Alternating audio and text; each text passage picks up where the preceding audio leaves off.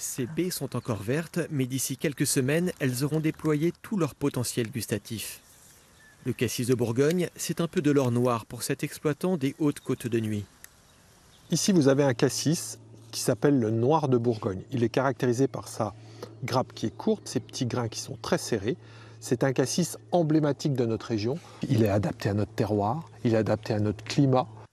Un fruit qui a désormais sa route. Une route qui entend mettre en valeur toute la filière de production et de transformation du cassis en Bourgogne. L'idée, c'est bien de constituer une bannière commune, derrière laquelle nous allons pouvoir assurer la promotion de ces deux indications géographiques extraordinaires, le cassis de Dijon et le noir de Bourgogne pour la Côte de Nuits. La route du cassis de Côte d'Or s'étend sur 55 km entre la cité de la gastronomie et le cassissium de Nuits-Saint-Georges. Une route qui se veut complémentaire à celle des grands crus de Bourgogne et qui vise un public plus familial.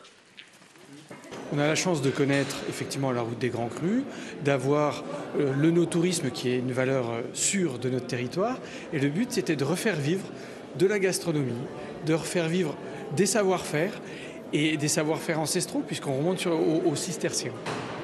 De leur côté, les producteurs de cette perle noire espèrent bien gagner en visibilité et en débouchés grâce à ce nouveau circuit touristique. Aujourd'hui, on a un nombre de produits accessibles facilement qui est vraiment très limité en matière de cassis.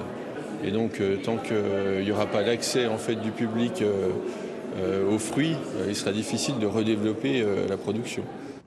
Les touristes n'ont plus qu'à se laisser guider par l'application Balade en Bourgogne pour partir à la rencontre de la vingtaine de producteurs de cassis labellisés 100% Côte d'Or.